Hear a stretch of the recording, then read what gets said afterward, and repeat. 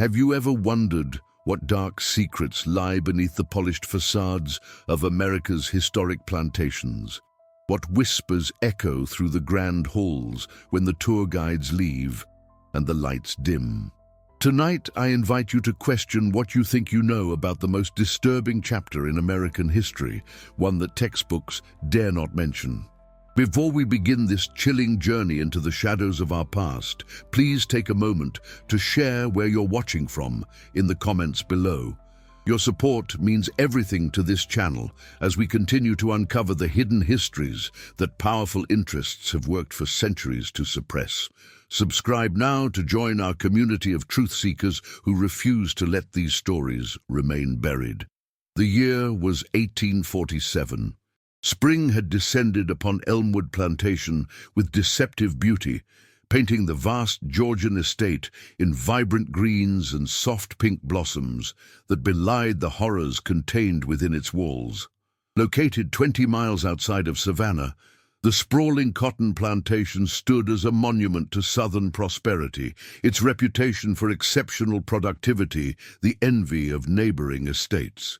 At the center of Elmwood's success was its mistress, Eleanor Blackwood, a widow who had inherited the plantation following her husband Jonathan's mysterious death 5 years prior. At 42 years of age, Eleanor was known throughout Georgia society for her striking beauty, shrewd business acumen, and unwavering commitment to expanding her family's wealth and influence. What remained hidden from public view, however, was the unconscionable method by which she sought to achieve this goal. The first indication that something was amiss at Elmwood came in April of that year, when Dr. Thomas Whitfield was summoned to the plantation to attend to a slave woman named Mercy, who had fallen grievously ill following childbirth. Dr. Whitfield had served as the Blackwood family physician for nearly 15 years, but his visits had become increasingly infrequent since Jonathan's passing. "I found the conditions in the slave quarters to be far worse than I recalled," Dr. Whitfield later wrote in his private journal, recovered from his Charleston home in 1902. "The women appeared malnourished despite the plantation's evident prosperity. More disturbing still was the number of pregnant women and newborn infants I observed during my brief visit, far more than would be expected even on an estate of Elmwood's size." Dr. Whitfield's concerns grew when he recognized unusual similarities among many of the infants and young children. Despite the varied appearances of their mothers, a significant number of the children shared distinctive features: a particular set to the eyes, a recognizable shape of the jaw, and most tellingly, a small birthmark behind the right ear, identical to one carried by the late Jonathan Blackwood. I could not help but notice that many of these children bore a striking resemblance to the Blackwood lineage, Dr. Whitfield continued. When I made a casual remark about this curiosity to Mrs.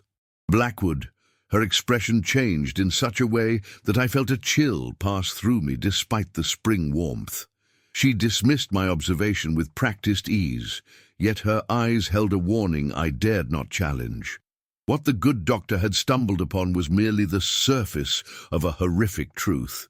Historical records indicate that following Jonathan Blackwood's death in 1842, Eleanor had implemented a systematic breeding program among the plantation's slaves. The purpose was twofold: to increase her human property holdings without the expense of purchasing additional slaves, and to ensure that the offspring would fetch higher prices at auction due to their lighter complexions. Most disturbing of all were the whispered accounts that began to circulate among neighboring plantations regarding the paternity of many of these children. Eleanor's 2 sons, William and James Blackwood, aged 24 and 22 respectively, had returned to Elmwood following their father's death to help manage the family business.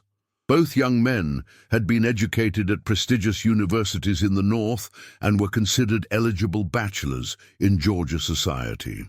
Sarah Miller, a house servant who later escaped to Philadelphia in 1851, provided the most comprehensive testimony of the atrocities at Elmwood in her narrative recorded by abolitionists. Her account included details too horrific for contemporary newspapers to print, though they survive in archival documents preserved by historical societies. Mrs. would select girls as young as 14 from the fields and move them to work in the main house, Sarah recounted. Within weeks, these girls would be summoned to her private chambers, where she would explain their new duties to the family. She spoke of it as an honor, a chance for their children to have better lives than their mothers. Those who resisted were severely punished until they submitted. According to Sarah's testimony, Eleanor not only facilitated these encounters, but often remained present in the room, directing proceedings with clinical detachment. She treated it as a business matter, nothing more. She would record details in her ledger afterward, dates, names, and observations, like she was managing her cotton yields. The ledger Sarah described was discovered during Union occupation of Elmwood in 1864. Lieutenant Colonel James Harrington of the 14th Ohio Volunteer Infantry documented his findings in an official report, though the ledger itself mysteriously disappeared before it could be submitted as evidence of war crimes. "I have encountered many horrors in this conflict," Lieutenant Colonel Harrington wrote, "but none have disturbed me so profoundly as the methodical documentation contained within Mrs. Blackwood's private records." The woman had transformed human reproduction into a coldly calculated enterprise, complete with projections, bloodline charts, and financial valuations of unborn children.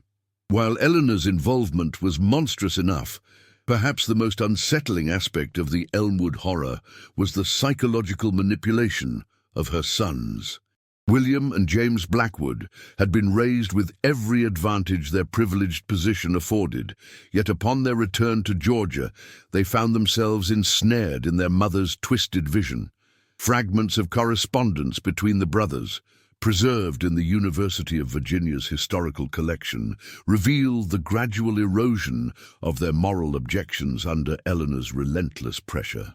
"Mother speaks of duty and legacy," wrote William to James during the latter's brief return to Harvard in late 1842. "She insists this practice is common among the great families, though conducted with discretion. I find myself unable to refuse her demands, though each encounter leaves me more hollow than the last. Sometimes I catch her watching with an expression I cannot describe, except to say it chills me to my core. I fear what we are becoming under her guidance." James's response, dated 3 weeks later, suggests he had already begun to rationalize their actions. The ancient pharaohs married their sisters to keep bloodlines pure. The Romans and Greeks took slave concubines without moral qualm. Are we so different? Mother assures me our actions serve the greater purpose of elevating our lineage and securing our position. I have decided not to question further. It is easier that way. By 1845, Eleanor's breeding program had expanded significantly. Court records from a property dispute with a neighboring plantation owner reveal that Elmwood's slave population had increased by nearly 30% in 3 years, without substantial purchases at auction. A visiting cousin from Boston, Abigail Lawrence, recorded her discomfort in private correspondence to her husband. "Something is terribly wrong at Elmwood," she wrote. "Cousin Eleanor has changed since Jonathan's death. There is a coldness in her I never observed before, a calculation in her every gesture. The way she watches her sons makes me deeply uneasy, as does the manner in which she inspects the female servants. I have noticed too many children with familiar features about the property, and when I made casual inquiry, Eleanor's explanation was so practiced it could only be a fabrication. I shall cut my visit short. I cannot bear another night under this roof. The psychological impact on the enslaved women of Elmwood cannot be overstated. Medical records from Freedmen's Bureau hospitals established after the Civil War documented cases of former Elmwood slaves suffering from severe psychological trauma. Dr. Elijah Montgomery, who treated several women from the plantation in 1866, described symptoms consistent with what modern medicine would recognize as post-traumatic stress disorder. These women exhibit profound disturbances of the mind and spirit, Dr. Montgomery wrote. Many cannot bear to be touched, even in medical examination. Some suffer vivid nightmares and waking terrors. Most disturbing are those who seem entirely hollow, as if the essential quality of their humanity has been systematically extracted. They speak of the mistress with such fear that the mere mention of Elmwood Plantation induces violent trembling. Eleanor's control over her sons manifested in increasingly disturbing ways. Local rumors suggested she employed various methods to ensure their compliance, including laudanum dependency, which she would supply or withhold to manipulate their behavior. Some accounts suggest she employed psychological tactics borrowed from her observations of slave control methods, creating a relationship of dependency and fear. Reverend Thomas Pembroke, who served as the family's pastor, later confessed his suspicions to church authorities. I observed in young William and James the same downcast eyes and flinching movements I had seen in beaten dogs. When their mother entered a room, they would straighten as if pulled by invisible strings, their expressions carefully composed to please her. I attempted once to speak privately with William regarding his evident distress, but he reacted with such terror at the prospect of his mother discovering our conversation that I dared not press further. By 1847, the year Dr. Whitfield made his disturbing observations, Eleanor's operations had reached their peak efficiency.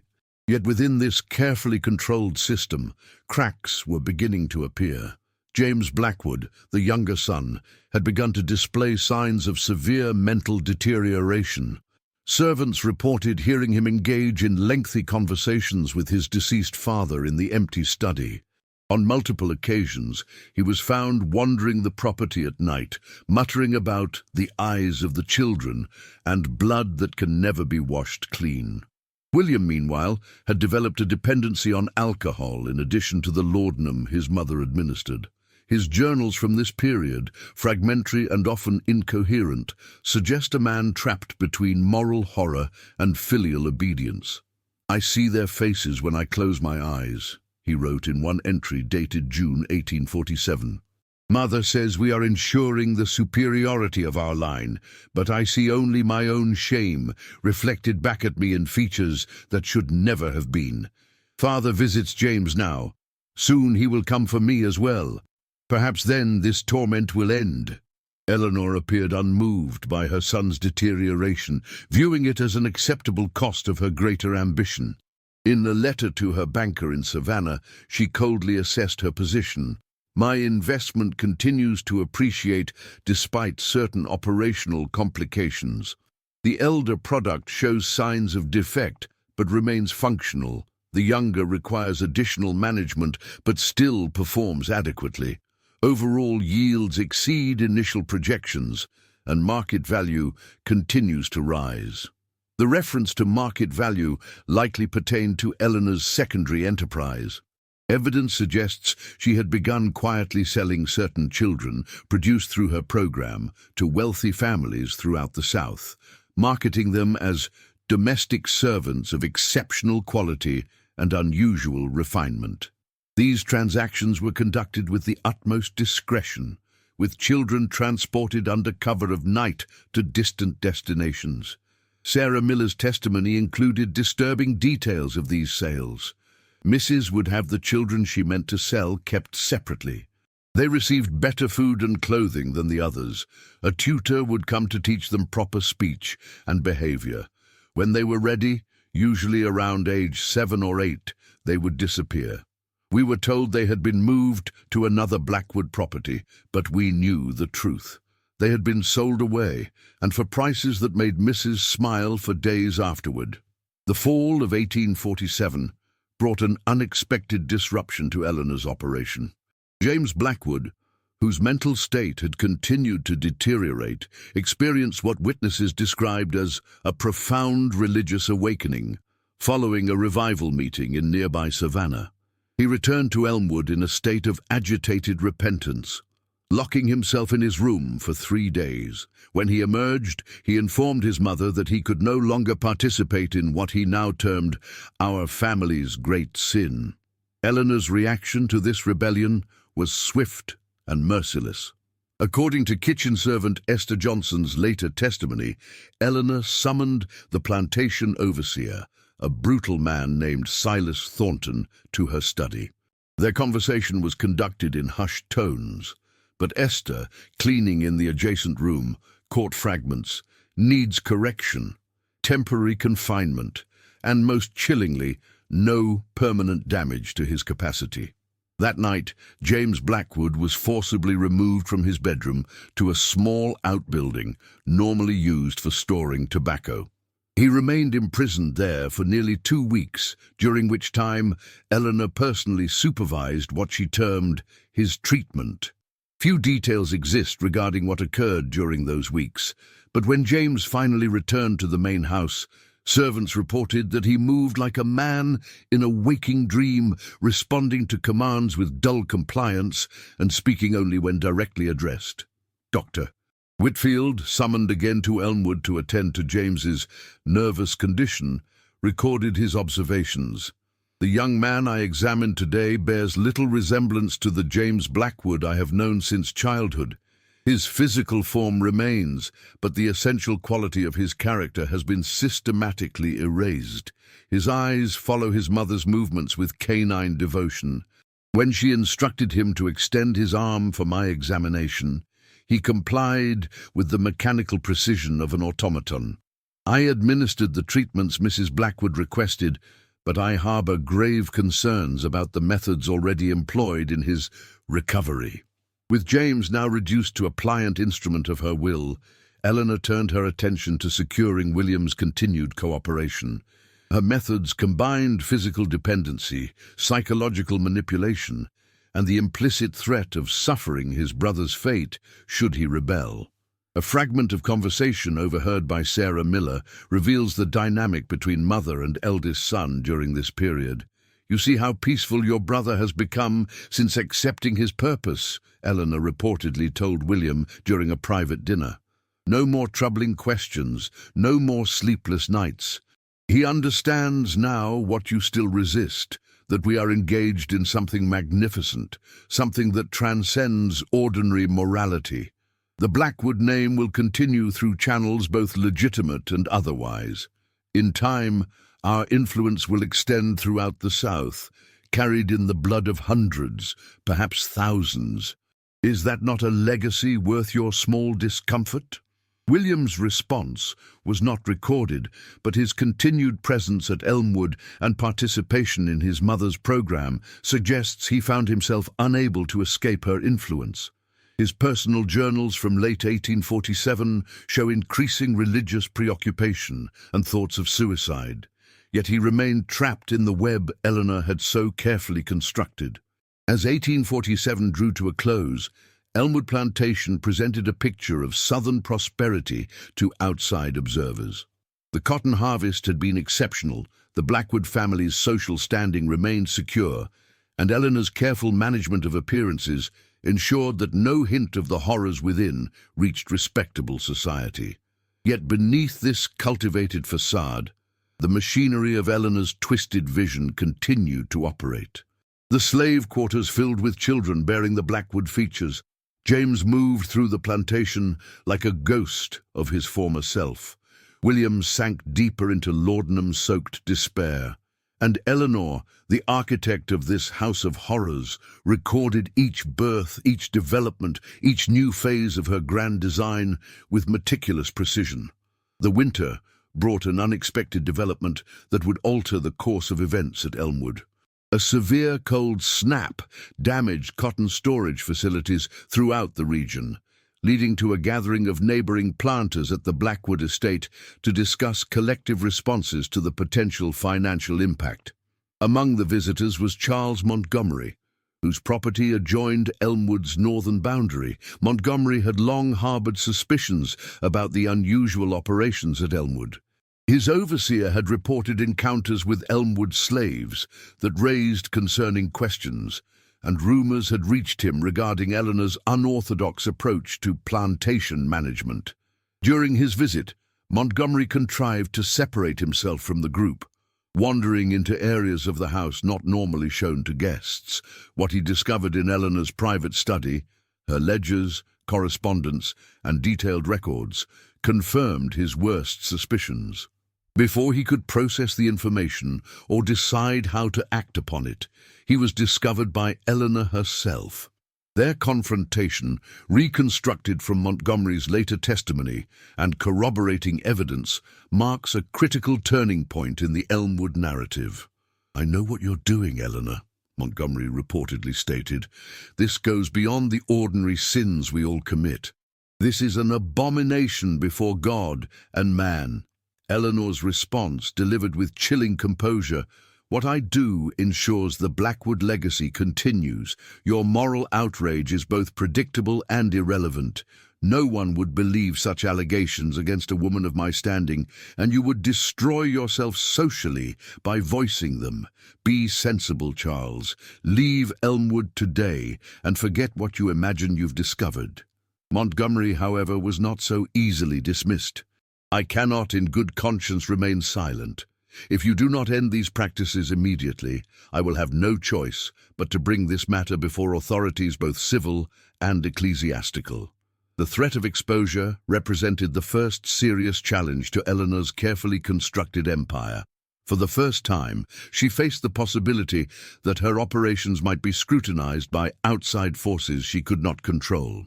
Her immediate reaction was to attempt to neutralize the threat through her usual methods of manipulation and intimidation. Over the following weeks, Eleanor deployed various strategies against Montgomery. Anonymous letters questioning his financial solvency began circulating among Savannah merchants. Rumors regarding improprieties with his own slaves reached the ears of local officials. Most effectively, she leveraged her considerable influence with regional banks to create obstacles to the loans Montgomery needed to sustain his plantation through the winter crisis. These economic pressures soon produced their intended effect. By February 1848, Montgomery found himself fighting for financial survival rather than pursuing moral crusades against his neighbor.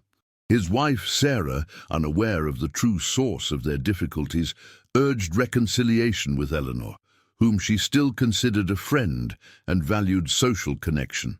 Montgomery's capitulation came in the form of a brief note delivered to Elmwood in early March. "Mrs. Blackwood, I find I must have been mistaken in my concerns regarding your household management.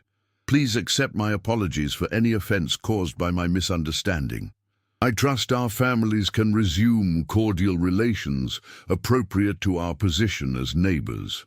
Eleanor had weathered the first serious threat to her operation, emerging not merely unscathed, but with enhanced power over a potential adversary. The experience, however, impressed upon her the need for greater security measures to protect her enterprise from future exposure. In spring 1848, Eleanor implemented significant changes at Elmwood. She restricted access to the main house, dismissing several long-serving domestic slaves whose loyalty she questioned. The detailed ledgers Charles Montgomery had discovered were removed from her study to a secure location known only to her. Most significantly, she accelerated her program of selling children born of her breeding operation to distant plantations, reducing the visible evidence of her activities. The most profound transformation, however, occurred within Eleanor herself. The need for absolute secrecy intensified her already formidable controlling tendencies. She began to view every interaction as a potential threat, every conversation as an opportunity for inadvertent revelation. This paranoia extended even to her sons, whom she now monitored with obsessive attention. William, whose alcohol and laudanum consumption had reached dangerous levels, found himself suddenly deprived of both substances. Eleanor personally supervised his painful withdrawal, a process a visiting physician described as calculated cruelty disguised as maternal concern. Once William had been rendered physically dependent on her for relief from his symptoms, Eleanor re-established his role in her breeding program with even stricter controls on his movements and associations. James, already reduced to an automaton-like state following his treatment, was further isolated from external influences. Eleanor restricted his movements to the main house and immediate grounds, where his increasingly strange behavior would not be observed by visitors. His religious materials, Bibles, prayer books, and devotional texts that had provided the catalyst for his earlier rebellion, were removed and burned. With both sons now under tighter control than ever before, Eleanor turned her attention to expanding her operation. Historical records indicate that throughout 1848 and 1849, she made significant purchases of young female slaves from markets in Charleston and New Orleans, selecting them according to specific criteria recorded in her personal correspondence with agents. "The subject should be between 14 and 18 years of age," she wrote to one such agent. "Health and physical development are paramount considerations. I prefer those with lighter complexions and features suggesting mixed heritage, though not so pronounced as to impede their acceptance among the general population. Intelligence is desirable, but not at the expense of docility. Previous domestic training is advantageous, but not essential, as our methods of instruction are quite comprehensive." These young women, brought to Elmwood under the pretense of domestic service, were systematically integrated into Eleanor's breeding program. The psychological methods used to ensure their compliance evolved over time, becoming more sophisticated and more terrible. Eleanor's observations of her son's manipulation had provided valuable insights that she now applied to breaking the will of these new acquisitions. Sarah Miller's testimony describes the process. New girls would first be isolated from the others. For weeks, they would work alone, sleep alone, eat alone. The only person who spoke to them was Mrs., who would visit daily with small kindnesses, extra food, a ribbon for their hair, a word of praise. Once they began to look to her for these comforts, she would introduce small punishments for imagined offenses, followed by forgiveness and renewed kindness. Back and forth she would go until they could not predict whether they would receive cruelty or compassion. Then came the explanations of their true purpose at Elmwood, presented as an honor, a special selection. By then, most were too broken to resist. The effectiveness of Eleanor's methods was evident in the rapid expansion of her operation.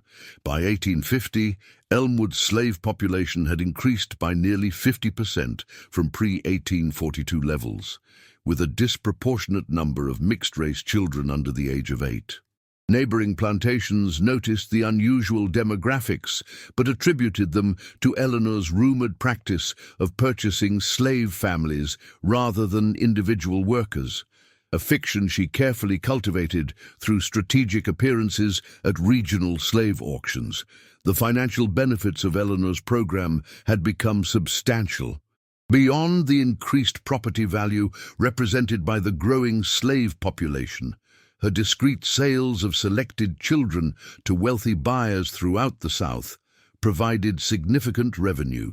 Bank records from this period show regular deposits to Eleanor's accounts, far exceeding normal income from cotton production, listed only as proceeds from private transactions.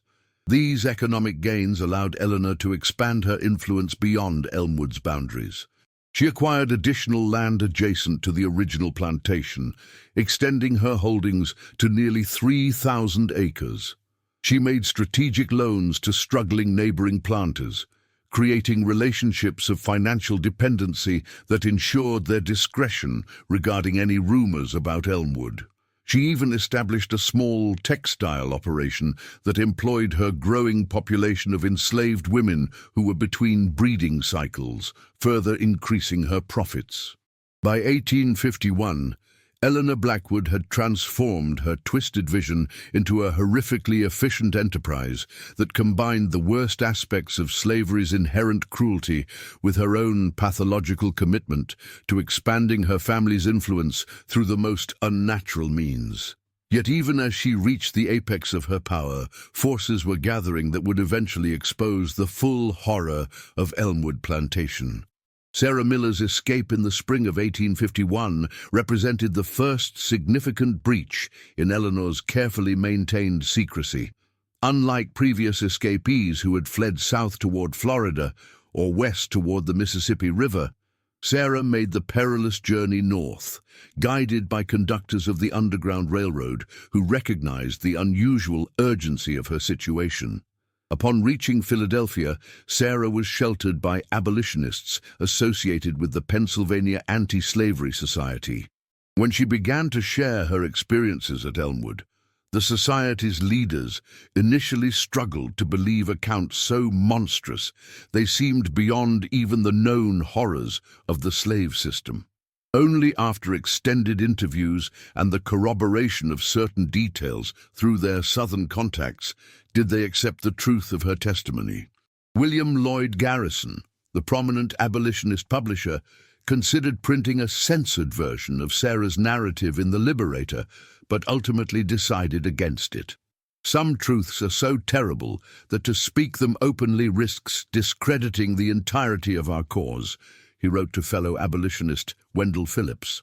Those who have not witnessed the institution firsthand already resist accepting its everyday cruelties. To present them with horrors such as these would strain credibility beyond breaking. We must find another approach to bring this particular evil to light. That approach came through confidential communications with selected sympathetic senators and congressmen already aligned with anti-slavery positions. Documentation based on Sarah's testimony was prepared and privately circulated among this group, contributing to their resolve to oppose any expansion of the slave system into new territories. Meanwhile, at Elmwood, Eleanor remained unaware of the growing threat to her operation. The disappearance of Sarah Miller had caused temporary concern, but when months passed without any apparent consequences, Eleanor assumed the woman had either perished in her escape attempt or lacked the means to damage Elmwood's reputation. This false sense of security allowed Eleanor to continue and even expand her activities through 1852 and 1853.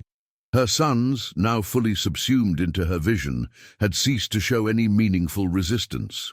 William, once tormented by moral qualms, had retreated into a state of emotional detachment that allowed him to perform his designated role without apparent distress.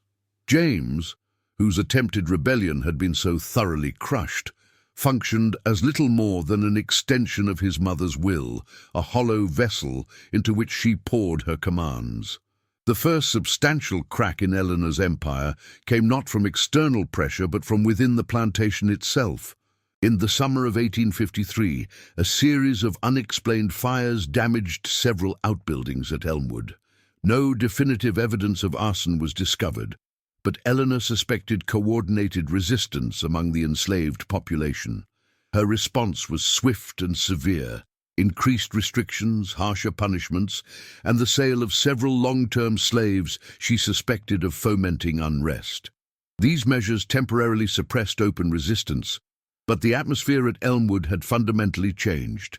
The enslaved population, once controlled primarily through the usual methods of plantation discipline, now harbored a deeper, more desperate form of resistance. Eleanor's breeding program had created not only physical bonds between mother and child, but psychological ones that, when threatened, produced unprecedented determination to protect the next generation from her plans. This resistance took subtle forms difficult for Eleanor to identify or counteract. Pregnant women found ways to induce miscarriages. Mothers taught their children to feign slowness of mind to avoid being selected for sale. Most significantly, a covert communication network developed among the women, allowing them to share warnings and strategies for protecting their children from the worst aspects of Eleanor's system. The Methodist revival movement sweeping through Georgia in the mid-1850s provided another unexpected challenge to Eleanor's control. Several itinerant preachers, permitted to address the enslaved populations on neighboring plantations, carried coded messages between communities and offered spiritual comfort that strengthened internal resistance. Eleanor, recognizing the threat these religious gatherings posed to her authority, banned all such activities at Elmwood and restricted her slaves' movements more severely than ever. By 1855, Elmwood had taken on the character of a fortress. High fences surrounded the slave quarters. Additional overseers patrolled the grounds day and night, and Eleanor rarely left the main house, directing operations from her study with obsessive attention to detail. The plantation's productivity suffered under these conditions, but Eleanor appeared unconcerned with conventional measures of success. Her ledgers from this period focus almost exclusively on her breeding program, with cotton production relegated to brief, perfunctory entries. The most disturbing developments during these years occurred within the Blackwood family itself. William and James, long manipulated by their mother's psychological tactics, had developed a symbiotic relationship that excluded all others. Servants reported that the brothers often communicated without speaking, exchanging glances that seemed to convey complex messages. They moved through the house in coordinated patterns, as if connected by invisible threads. Most unsettling were the occasions when they would stand motionless for hours, facing each other in Eleanor's study while she recorded observations in her journals. Dr. Whitfield, making what would be his final visit to Elmwood in January 1856, described the brothers' condition in his private records. The transformation of the Blackwood sons represents the most profound case of psychological domination I have encountered in 40 years of medical practice. They function as extensions of their mother's consciousness rather than as independent beings.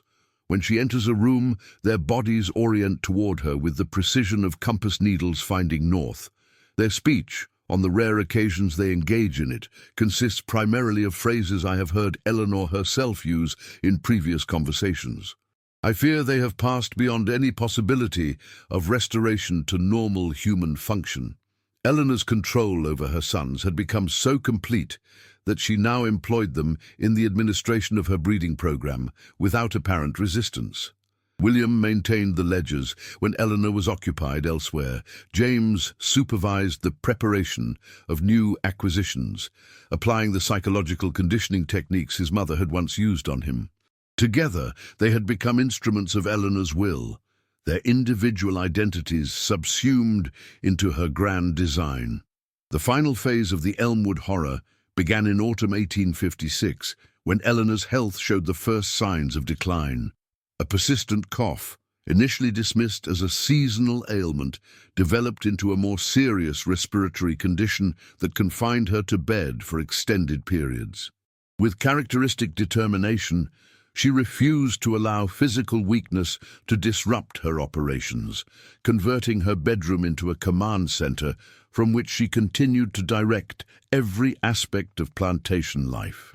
As her condition worsened, Eleanor turned her attention to securing the continuation of her program after her death. Her will, drafted in December 1856, contained detailed instructions for the maintenance and expansion of her breeding operation, with William designated as primary executor. A separate, secret document provided specific guidelines for selecting, conditioning, and utilizing breeding subjects, along with financial projections and marketing strategies for the resulting offspring. Most chilling was a codicil discovered among Eleanor's papers after her death, outlining contingency plans should legal or social conditions threaten the continuation of her program. If abolition sentiment gains sufficient traction to endanger our enterprise, instructions are provided for relocating key breeding stock to our holdings in Texas and Cuba, where operations may continue under modified protocols. William and James understand the importance of preserving our bloodline by any means necessary. They will not fail in this sacred duty. The extent to which Eleanor had distorted natural maternal instinct into something monstrous is evident in her private correspondence from this period. In letters to her banker in Savannah, she referred to her breeding program as her true legacy, and to the children produced through it as vessels carrying Blackwood blood into the future. Her conventional descendants, William and James, she valued primarily for their utility in maintaining this system rather than for their own identities. My sons have transcended their initial limitations to become perfect instruments of my design, she wrote in her final journal entry, dated February 1857. When I am gone, they will continue the work without deviation. The Blackwood influence will spread through channels both acknowledged and unacknowledged, until our bloodline touches every significant family in the South. What greater immortality could any mother desire? Eleanor Blackwood died on March 3, 1857, from complications of tuberculosis. Her funeral, attended by prominent families from throughout the region, presented a final opportunity for the maintenance of social appearances. Eulogies praised her business acumen, her devoted motherhood, and her exemplary management of Elmwood Plantation. Not one speaker hinted at the true nature of her legacy or the horrors that had unfolded under her direction. In the weeks following Eleanor's death, William and James continued to operate the plantation according to her established protocols. If anything, the breeding program intensified, as if the brothers sought to compensate for their mother's absence through increased activity. Overseers reported that William spent hours each day in Eleanor's study, reviewing her journals and ledgers with obsessive attention to detail. James was observed speaking to empty chairs as if receiving instructions from an invisible presence. The most reliable account of Elmwood's final days comes from Ezekiel Johnson, a house servant who escaped to Union lines in 1862 and provided testimony to military investigators. According to Johnson, the brothers' behavior became increasingly erratic through the spring and summer of 1857. They began conducting elaborate rituals in Eleanor's bedroom, which they had preserved exactly as it was at the moment of her death. Servants were forbidden to clean the room or disturb any objects within it, leading to a shrine-like atmosphere that only intensified the brothers' psychological deterioration. Young Master William would sit at Mrs. Eleanor's desk, reading her papers aloud as if she could hear him, Johnson recalled. Master James would stand behind him, nodding and sometimes speaking in a voice that sounded just like the Mrs. They kept her bedroom cold, with the windows open even during rainstorms. They said her spirit needed freedom to move about the house. By autumn 1857, the practical operations of Elmwood had begun to suffer from the brothers' neglect of conventional plantation management. Cotton went unharvested in outlying fields. Equipment fell into disrepair. Financial transactions remained unrecorded. Yet the breeding program continued with mechanical precision, the brothers applying their mother's methods with rigid adherence to her documented protocols.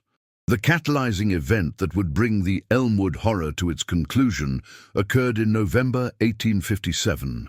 A young woman named Ruth, recently incorporated into the breeding program, managed to escape the plantation with her infant son. Unlike previous escapees who had fled north, Ruth made her way to Savannah, where she sought sanctuary with the Catholic Church. The priest who received her, Father Michael Collins, was initially skeptical of her fantastic claims regarding Elmwood's operations. However, when Ruth produced a fragment of Eleanor's ledger she had managed to tear from a book left open in the study, Father Collins recognized the significance of what he was being shown. Rather than returning Ruth to the plantation as required by law, he arranged passage for her and her child on a ship bound for Boston, then brought the ledger fragment to the attention of local authorities. The initial investigation was conducted discreetly, with county officials visiting Elmwood under the pretense of resolving tax matters. What they found exceeded even Ruth's descriptions. William and James received them in the decaying grandeur of the main house, apparently unaware of the suspicious nature of the visit. They spoke openly about their special livestock program, offering to show the officials their mother's detailed records without any apparent understanding of the legal and moral implications. The full horror of Elmwood was exposed on December 3, 1857, when County Sheriff Thomas Mercer returned with a larger force and formal authorization to inspect the plantation's operations. The brothers offered no resistance, continuing to behave as if their activities were entirely normal and legitimate. They led officials through the specialized breeding quarters, explained their selection criteria and conditioning methods, and presented Eleanor's ledgers and journals as if they were ordinary business records. Sheriff Mercer's official report, preserved in county archives, expresses his shock in carefully measured language that nevertheless conveys the magnitude of what was discovered. The operations conducted at Elmwood Plantation under the direction of Eleanor Blackwood and continued by her sons represent a perversion of human relations beyond what I had believed possible even within the existing framework of our peculiar institution. The systematic breeding of slaves for specific physical characteristics, the methods employed to ensure compliance, and most disturbing of all, the involvement of the Blackwood sons as active participants in propagating their own bloodline through enslaved women, constitutes an abomination that transcends ordinary categories of criminal behavior. The legal system of antebellum Georgia, designed primarily to protect the property rights of slaveholders, proved inadequately equipped to address crimes of the nature and scale discovered at Elmwood. After extensive consultation with legal authorities in Savannah, local officials determined that the brothers' actions, while morally reprehensible, violated few existing statutes that carried serious penalties. The decision was made to address the situation through Georgia's laws regarding mental incompetence rather than through criminal prosecution. On December 20, 1857, William and James Blackwood were declared legally insane and committed to the Georgia State Asylum in Milledgeville. Medical records from the institution described the brothers as sharing a folie à deux of remarkable intensity, centered around fulfilling their mother's design for the expansion of the family bloodline through means both conventional and profoundly unconventional. They reportedly continued to behave as if directing Elmwood's operations, maintaining imaginary ledgers, and conducting discussions with their deceased mother regarding breeding selections and strategies. Elmwood Plantation itself became the subject of legal battles among distant Blackwood relatives, none of whom had been aware of the true nature of Eleanor's enterprise. When the full details became known through court proceedings, most withdrew their claims, unwilling to associate themselves with property tainted by such horrors. The plantation was eventually sold at public auction in 1858, purchased by a consortium of investors who divided the land and sold the enslaved population to buyers throughout the South. The human cost of Eleanor Blackwood's program extended far beyond the immediate victims at Elmwood. The children produced through her breeding operation, many bearing Blackwood features, were scattered across countless plantations. Some were sold to families unaware of their origins. Others remained enslaved until emancipation, carrying the psychological scars of their early experiences at Elmwood throughout their lives. Generations later, descendants would struggle to reconcile family stories of Blackwood ancestry with the disturbing truth of how that bloodline had been perpetuated. William and James Blackwood remained at the Georgia State Asylum until its evacuation during Sherman's March to the Sea in November 1864. Historical records indicate that both brothers died during the chaotic relocation of patients to temporary facilities further south, though the precise circumstances of their deaths were never documented. Asylum staff reported that in their final years, the brothers had developed an elaborate shared delusion in which they had successfully established Blackwood colonies throughout the South, with hundreds of children carrying their bloodline into future generations. The main house at Elmwood was destroyed by fire in 1865, reportedly set by former slaves returning to the area after emancipation. The land was eventually divided among several small farms during Reconstruction, the new owners either unaware of or deliberately ignoring the property's dark history. By the turn of the century, the name Elmwood had been largely forgotten in local memory, the site of Eleanor Blackwood's horrors unmarked and unremarkable. Yet the legacy of Elmwood persisted in less visible ways. During the systematic collection of former slave narratives by the Federal Writers Project in the 1930s, interviewers recorded multiple accounts from elderly individuals across the South who described being told they had Blackwood blood. These stories shared common elements: references to a plantation near Savannah, a cruel mistress who bred people like cattle, and the distinctive birthmark behind the right ear that had been noted by Dr. Whitfield in his earliest observations. Academic researchers in the late 20th century, working with these narratives and surviving plantation records, established that Eleanor Blackwood's breeding program had indeed created a widely dispersed network of biological connections among African American families with no other social or historical ties. DNA studies conducted in the early 2000s confirmed genetic links between individuals whose ancestors had been held at Elmwood and descendants of the Blackwood family, providing scientific verification of what had long been preserved in oral tradition. The most disturbing aspect of the Elmwood legacy emerged through psychological research conducted with descendants of those who had experienced Eleanor's breeding program firsthand.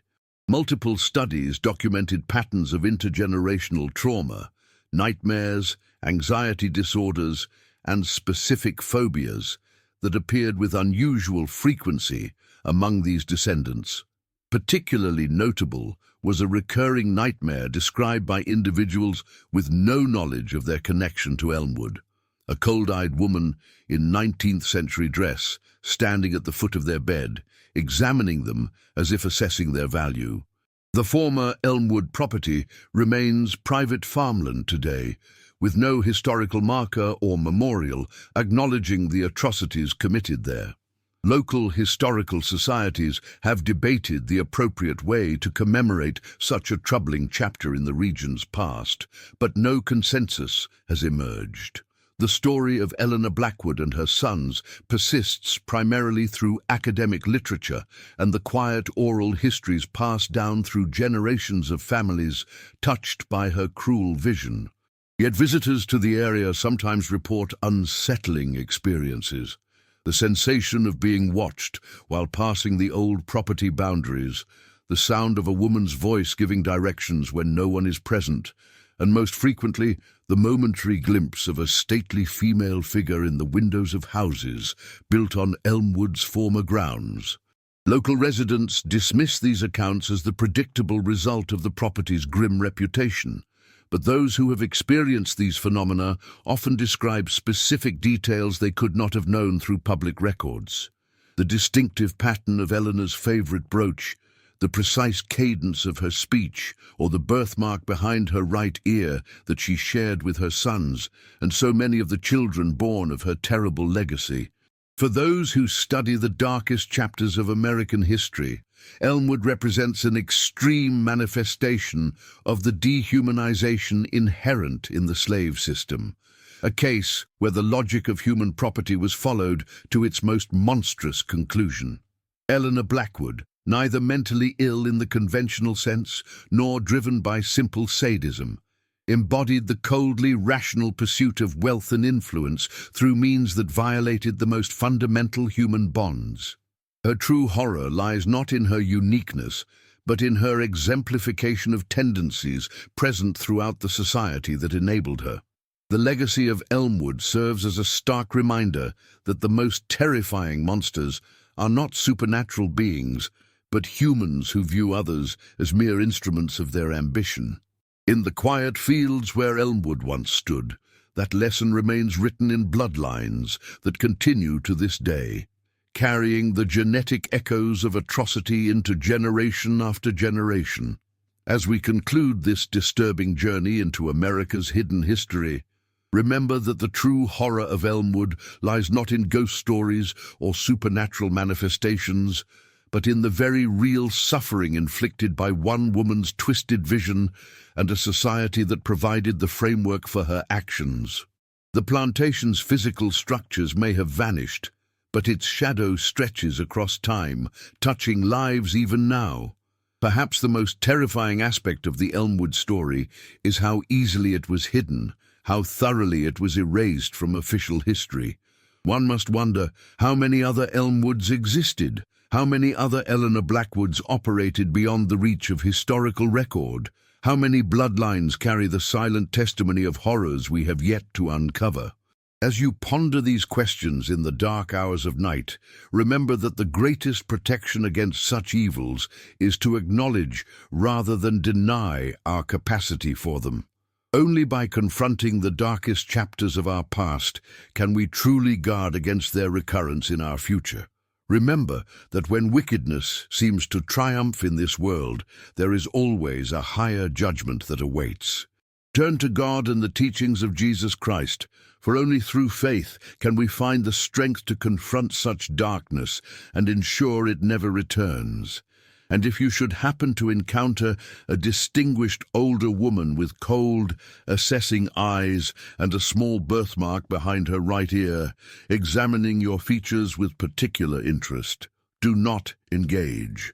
Simply walk away and be grateful that Eleanor Blackwood's legacy remains confined to history and the nightmares of those who carry her blood without knowing its source.